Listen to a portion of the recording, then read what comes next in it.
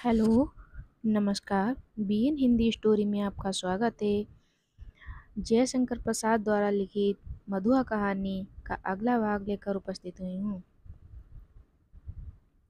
कुंवर साहब ओवरकोट लिए खेल में दिन भर साथ रहा। 7 बजे लौटा तो और भी 9 बजे तक कुछ काम करना पड़ा।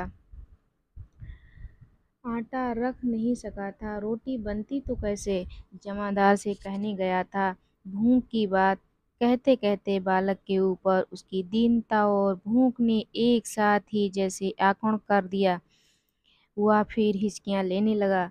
शराबी उसका हाथ पकड़कर घसीटता हुआ गली में ले चला। एक गंदी कोठरी का दरवाजा ढकेल कर बालक को लिए हुए वह भीतर पहुंचा। टटोलते हुई सलाई से मिट्टी की डेवरी जलाकर वह फटे कंबल के नीचे से कुछ खोजने लगा। एक पराठे का टुकड़ा मिला। शराबी उसे बालक के हाथ में देकर बोला, तब तक तू इसे चबा, मैं तेरा गड़ा भरने के लिए कुछ और ले आऊं। सुनता है रे छोकरे, रोना मत, रोएगा तो खूब पीटूंगा। मुझे रोने से बड़ा वैर है पाजी कहीं का, मुझे भी रुलाने का। शराबी गली के बाहर भागा। उसके हाथ में 1 रुपया था। 12 आने का एक देसी अद्धा और 2 आने की चाय, 2 आने की पकौड़ी, नन्ही नन्ही आलू मटर। अच्छा ना सही 4 आने का मांस ही ले लूंगा, पर यह छोकरा इसका गड़ा तो भरना होगा। यह कितना खाएगा और क्या खाएगा, वो आज तक तो कभी मैंने दूसरों के खाने का सोचा भी नहीं था।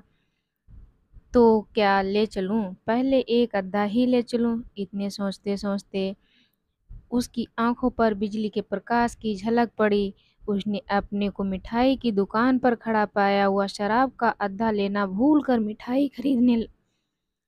मिठाई पूरी खरीदने लगा। नमकीन लेना भी ना भूला। पूरा 1 रुपया का सामान लेकर वह दुकान से हटा। जल्द पहुंचने के लिए एक तरह से दौड़ने लगा। अपनी कोठरी में पहुंचकर उसने दोनों की पान बालक के सामने सजा दी।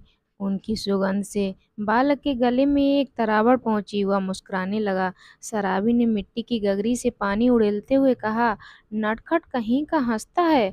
सौंधीवास नाक में पहुंची ना, ले खूब ठूंस कर खा ले। और फिर रोया कि पिटा। दोनों ने बहुत दिन पर मिलने वाले दो मित्रों की तरह साथ बैठकर भरपेट खाया। सीली जगह में सोते हुए बालक ने शराबी का पुराना बड़ा कोट ओढ़ लिया था। जब उसे नींद आ गई तो शराबी भी कंबल तान कर बड़बड़ाने लगा। सोचा था आज 7 दिन में भरपेट पीकर सोऊंगा, लेकिन वह छोटा सा रोना पाजी न जाने कहाँ से आ धमका। एक चिंतापूर्ण आलोक में आज पहले पहल शराबी ने आंख खोलकर कोठरी में बिखरी हुई दारिद्र्य की विभूति को देखा और देखा। घुटनों से ठुड्डी लगाए हुए उस निरीह बालक को उसने तिल मिलाकर मन ही मन प्रश्न किया, किसने ऐसे सुकुमार फूलों को कष्ट देने के लिए निर्दयता की सृष्टि की?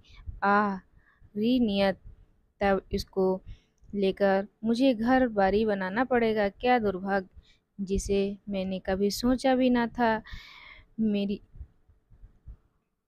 इतनी माया ममता, जिस पर आज तक केवल बोतल का ही अधिकार था, इसका पक्ष क्यों लेने लगी?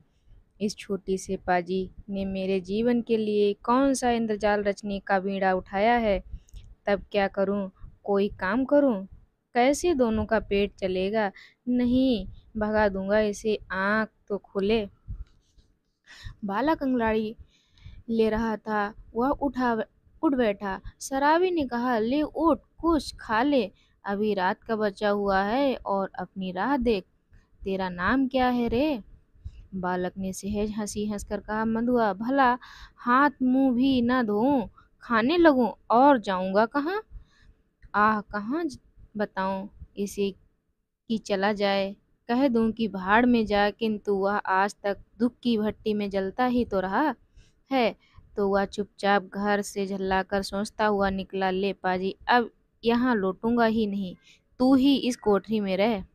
शराबी घर से निकला। गोमती किनारे पहुंचने पर उसे स्मरण हुआ कि वह कितनी ही बातें सोचता आ रहा था, पर कुछ भी सोच ना सका। हाथ मुंह धोने लगा।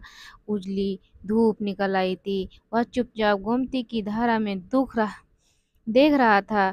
धूप की गर्मी से सुखी होकर वह चिंता भुलाने का प्रयत्न कर रहा था कि किसी ने पुकारा, भले आदमी रहे कहाँ, सालों पर दिखाई पड़े, तुमको खोजते खोजते मैं थक गया। शराबी ने चौंक कर देखा। वह कोई जान पहचान का तो मालूम होता था, पर कौन है यह ठीक ठाक न जान सका। उसने फिर कहा, तुम्ही से कह रहा हूँ, सुनते हो? उठा ले जाओ अपनी शान धरने की कल, नहीं तो सड़क पर फेंक दूंगा। एक ही तो कोठरी जिसका मैं 2 रुपया किराया देता हूँ, उसमें मुझे अपना कुछ रखने के लिए नहीं है। ओह राम जी, तुम ही भाई, मैं भूल गया था। तो चलो आज ही उसे उठा लाता हूँ। कहते हुए शराबी ने सोचा, अच्छी रही, उसी को बेचकर कुछ दिनों तक काम चलेगा। गोमती नहाकर राम जी उसका साथी पास ही अपने घर पर पहुंचा हुआ। शराबी की कल देते हुए उसने कहा, ले जाओ, किसी तरह मेरा इससे पिंड छूटे। बहुत दिनों पर आज उसको कल ढोना पड़ा। किसी तरह अपनी कोठरी में पहुंचकर उसे देखा कि बालक चुपचाप बैठा है। बड़बड़ाते हुए उसने पूछा, क्यों रे, तूने कुछ खा लिया कि नहीं? अगला भाग जल्द ही लेकर उपस्थित होंगी। तब तक के लिए धन्यवाद।